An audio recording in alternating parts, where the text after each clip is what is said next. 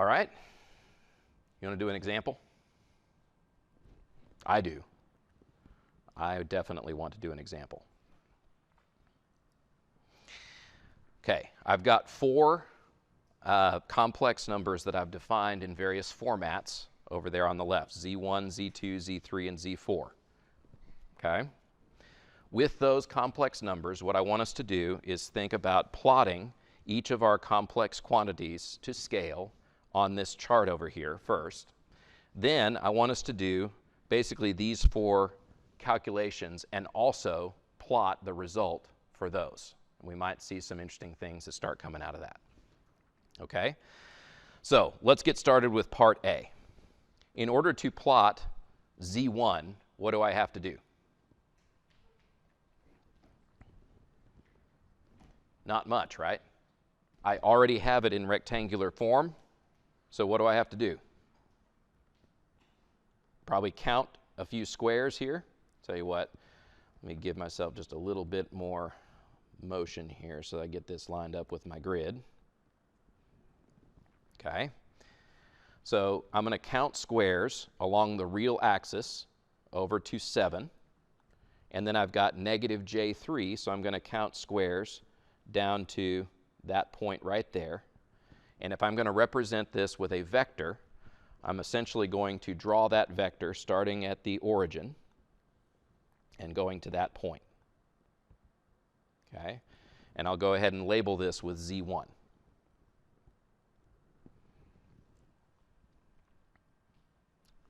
Okay? Easy, right? Let's go to Z2. For that one, we have a length of 4, and it is oriented at an angle of 200 degrees. Okay? So here's a question for you. Because that's 4 at 200 degrees, is that easy for me to just pick a point over here in this plane and get it drawn to scale? Or not? I mean, maybe I have really good eyes, really good estimation of angles and lengths and everything. I imagine probably many of you don't have that, and truthfully, I don't either, right? So what do I do to get that plotted right? Okay, I'll label this A right here. What I probably want to do is convert Z2 into probably rectangular coordinates. So how do I do that? Okay. We had a conversion way up there at the top that basically said if you have this in polar form like this, what you want to do is you want to take the magnitude multiplied by the cosine of the angle. Then what? Plus the magnitude times J times the sine of the angle. Okay, so I'm going to punch those in real quick. 4 cosine of 200 degrees. Okay, that gives me negative 3.75 or so. Might be about as well as I can plot it. So negative 3.75 might be somewhere around here, right? And then for my imaginary component, I'm going to have 4 times the sine of 200 degrees. Okay, by the way, it's a good idea to check and make sure that your calculator is in the right angle mode before you go too far. So I am in degree mode, so it's a good idea to check that, and I'm going to get some good answers here, I think. So negative 1.368 or so. Okay.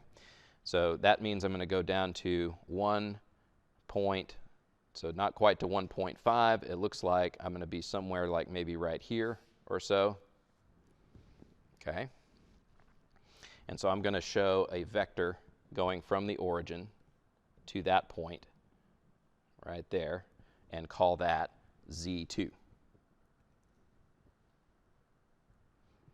Right? What about Z3?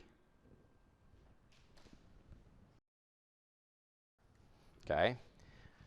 Z3, that one's expressed in kind of our Euler formula notation, right? But it should be easy enough for us to see how to interpret it, right? It's just going to be equal to 8 times the cosine of what? 2, right? Plus 8j times the sine of 2. Now you might catch it, or maybe you didn't, but I fundamentally did something different with how I wrote those two angles, right? The last step of this problem was Z2, and I wrote that as 200 degrees. This one, I just wrote it as 2. If you don't write a symbol, what does that mean? That means that's in radians. And you have to be very careful of that in this course, because there are some times where we're going to use radians for our angles, and there are some times where you're going to use degrees. So watch carefully for that degree symbol, because that means you're in degrees, and if you don't see it, that means you're in radians, right? So you want to make sure that you're careful with that. Okay, so I guess one way I could do that is I could actually change the mode of my calculator, or kind of the setup of my calculator, and change it to radians, right? And for this, I can just do 8 times the cosine of 2. Okay, for that I'm going to get negative 3.329. Okay, for that, and that's for the real component of Z3. So negative 3.329. That might be somewhere kind of in this zone or so.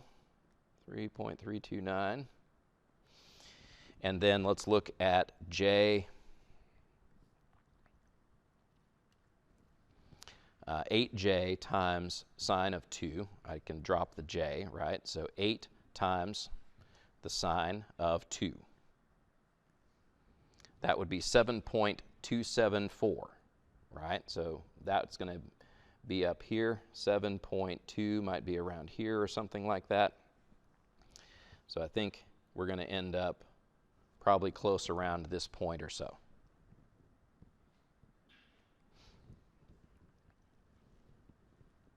Okay. And I've kind of realized just now that I'm in the process of doing this, I'm losing some of my information. What am I losing? So I might have to ask you to help me out here a little bit. What was 4 times the cosine of 200 degrees? What was it again? Okay, and then here, what was 4 times the sine of 200 degrees? 1.368. Okay, and then for these, the one I just got was 7.274. And what was my other one?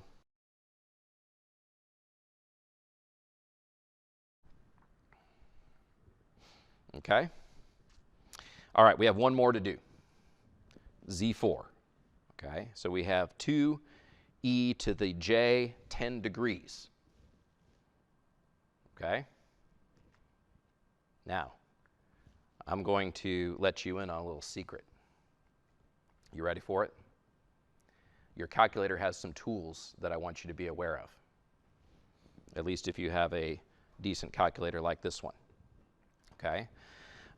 First thing I'm going to do is change my I'm going to change my setup here back to degrees again. But then what I'm going to do is I'm going to change the mode of my calculator to this mode that's called complex. I want to show you this. What if I enter 2, and what does this actually functionally mean? 2 at an angle of 10 degrees, right? So 2 angle, there's an angle symbol right here above this key, 10.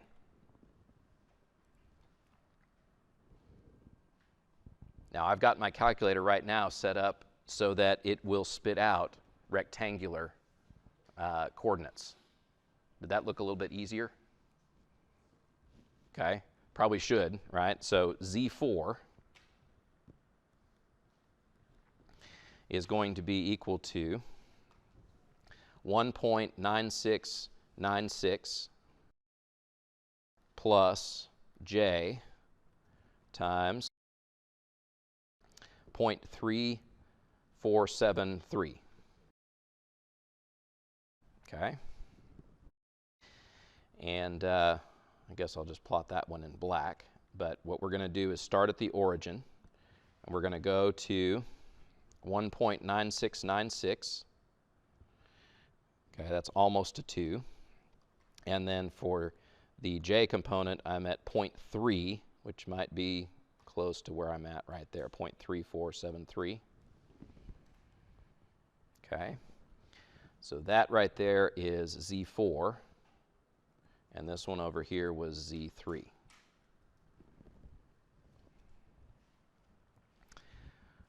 Awesome.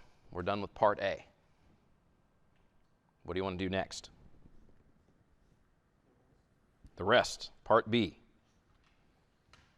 It's probably a good thought. I'm going to shift that down there so we can keep looking at the plot. Okay, part B says compute and plot Z1 plus Z3.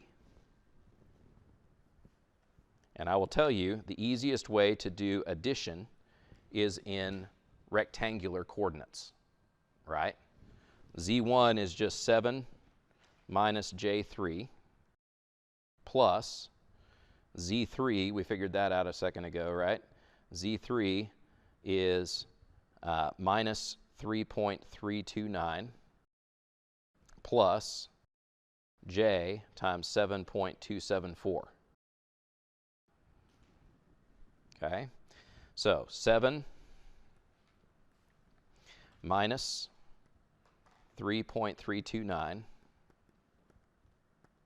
gives me 3.671. Here I'm going to have 7.274 minus 3. Okay, so that's going to give me 7.274 minus 3 is 4.274. Okay, so that would be my Z1 plus Z3. Now, can I plot that? Sure can. So it looks like it's going to be in the first quadrant there. Let me get a fresh new color here. All right, 3.671. It might be somewhere along here, and 4.274. Okay, I'm going to say might not be far off to show it right there. So this right here is Z1 plus Z3. Okay, two things I want to show you now. All right, here's the first one. What if I take this calculator and I just enter directly 7 minus 3i, and then to this I add Z3, 8e to the J2. Okay, now I have to be careful with that because this one is in it's in radians, not degrees. So let me do it this way. I'll do 8 angle, and then in here I will do 2 times what? 180 over pi. What do you think is going to happen if I enter this in the calculator? 3 point, I mean, we made some estimations there, but it looks like we're pretty close there, right? 3.671 and 4.27. So I showed you the long way of doing it by actually individually calculating each one. And I showed that to you in rectangular coordinates, but I'm also showing you that if you have this calculator, you didn't even have to convert to rectangular coordinates for that one entry. You can go ahead and put it with the rectangular one, add these together, and you'll get some answers there. So that's, you know, that's definitely something that is handy to know about, that your calculator can do that kind of thing. Yeah. Okay, I'm doing that because my calculator is in degree mode. Yeah, his question was, do you always have to do this? I had to do that in this case because I left my calculator in degree mode, right? I could have done this same problem. Instead of leaving in degree mode, I could have put it in radian mode, and then I could have entered the 2 directly without doing a conversion. It's a good question. Okay, here's my second thing I want to show you on this. What do you think a graphical meaning would be of Z1 plus Z3? You might have to go back to your statics days. What if I took Z3, copy it, and I put it at the head of Z1? Again, I was making some estimations, so it may not be actually perfect, but it's pretty close, right? This is the graphical meaning of adding together complex numbers. They add together the same way that vectors do. And we would expect that based on the definition of it. With vectors, you add like components, right? And that gives you your new vector. That's exactly what we did in this case as well. Okay? So I'm not going to leave that on there, but I wanted you to see that you can basically do a vector addition type technique on these complex numbers, and that is functionally what you are doing when you add complex numbers together. All right. What's next? The next one, C, at least in my alphabet. Compute and plot Z2 times Z4. Okay, so how do I do that? Can put it in the calculator. Let me write it down first. 4 angle 200 degrees, okay, multiplied by 2 angle 10 degrees. You've already had a lot of practice doing, converting from polar to rectangular, so I don't necessarily want to do one of those. But we look at this. If you want to, you can interpret this as being what? 8 angle what? 210. Right? Let's kind of check and make sure that this checks out, right? I could either just do 8 angle 210 in degree mode here. Okay, that gives me minus 4 square roots of 3 minus 4i, and if I want to show that in, kind of more expanded out, you can hit that little SD button right there. Okay, or the other way I could have done it is by entering the problem in its original form, right? I could do 4 angle, and probably a good idea to collect things with parentheses, so I'm going to do that. So 4 angle 200 multiplied by 2 angle 10. Okay, that gives me the same result. And if I plot that, let me get another color, yet another color. Get a disgusting, let me get a different color here. I'm going to get purple. How about that? Okay, and I'm going to plot minus 6.928 on the real axis, okay, and negative 4 on the imaginary axis. That's almost a 7 and right at 4 down here.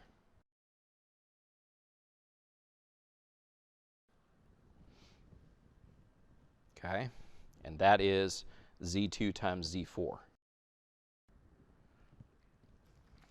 Okay, before I leave this point, is there a way we can sort of do a sanity check by looking at the graph? Okay, this math I did right here, where I did 4 times 2 to figure out the magnitude or kind of the amplitude of that vector, the length of the vector. And then I added together the angles to get the total angle. That has a graphical meaning on here, right? Like you can actually look at Z2, which is this green one right here, and you can look at Z4, which is this black one up here. Would it make sense to say that the lengths of those two multiplied together should be about this length? In other words, You can look at those and say the length of one of them was 2, the length of the other one was 4. Is the length of the product of them 8? Does it look like the length of the purple vector is 8? I could believe that, right? It's at least in the right realm. Okay, that the length of that purple vector is going to be 8. Now what about the angle? Really what I'm looking at there is saying, is the angle right in here, right in here for this vector, that angle plus this angle, is that going to be equal to this angle? Yeah, so we can look at our result there, and it should make sense to us. All right, so that is part C. Looks like we're done with that. Now, let's go to part D. What about Z1 divided by Z4? Okay, now I hear a vote for calculator. Before, and I'm fine with doing that. Before I go to the calculator, though, let me just remind you that there is a very easy, relatively, way to do this up here with this form, where you can take the rectangular form and you can, you know, do this little pattern right here and figure out what that product is if you have it in rectangular form. What form do we have it in? Z1 and Z4? Okay, one of those is in rectangular form and the other one is in polar form. Okay, now your calculator doesn't care. Calculator will take either way. But what would you do if you didn't have that fancy calculator? I'll tell you what I would do. I would actually first convert my rectangular one into a polar one. Why would I do that? Okay, I had another formula right here based on Euler to take the kind of divide two quantities by one another. That is a much easier one to do in terms of the math than dealing with all of the terms in this big fraction up here. Okay, so I tell you what, I'm gonna show you a portion of that. What if I want to convert my 7 minus j3 into polar form? Well, I've got some formulas for that, right? I could take the square root of the sum of the squares of the two parts to get the magnitude, and I could figure out the inverse tangent of the imaginary part over the real part. Or, because I know you guys can do that, I'm going to show you how you can use your calculator for that too. Okay? What if I have this 7 minus 3i? I can go into, if you look at above this 2 key right here, it says CMPLX. That's just an abbreviation for complex. That's a menu you can get to. And one of the things that you can get on this menu is to convert something to polar form. Right? And that way the calculator will report to you what that value is in polar form. Right? And you can check that out if you want to with the formulas. Kind of suspicious this winds up being a square root, right? Why is that? That came out of a Pythagorean theorem, right? So that's kind of cool. But anyway, you can do this part first or you don't have to. Ultimately, what we want to do is take Z1 divided by Z4. And so I'm going to just do that this way, right? 3 minus J3, which I'm going to write as 3i. Okay? Divided by 2 angle, okay, 10. And I still have it in degree mode, so I should be good there. And this ends up giving me 3.1863 along my real direction, and right around 2 or so along, or negative 2 along my imaginary direction. Okay, so let me draw that here. So 3.1 or something like that. And what was the other one? Negative 2.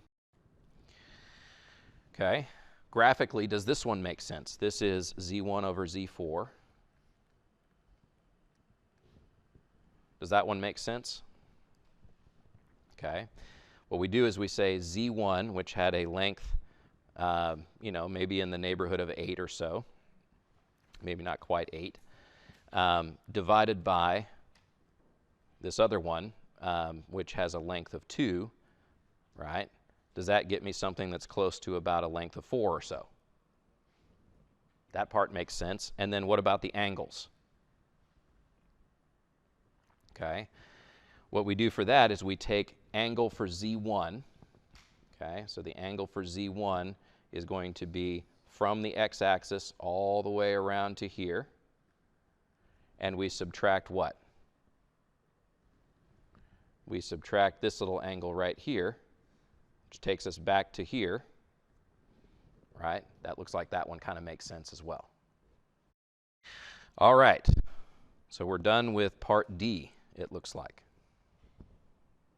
Shall we do part E? Z3 minus Z2. Okay. Graphically, let's do this one graphically first. How about that? What should this be approximately graphically? What if I take this vector Z2 and negate it? What would that look like? You have a really ugly yellow color, but basically I would go straight across the origin to wherever this place would be over here. Then what? Tell you what, I can do it just by grabbing Z3 also if I want. I can copy that vector. It came with some other trash too, but I'm going to add that vector to Z3, right? Coming up that same way that I just showed that yellow vector. So it should be some point right up there somewhere if we're doing this graphically. Shall we check that out and see if that's true? Okay. Easy enough to do, right? Z3 is 8 angle 2. Okay. 8 angle, now what is that 2? What units is that? Radians. I'm in degree mode, so I'm going to take 2 times 180 over pi. Okay. Minus Z2 is 4 angle 200.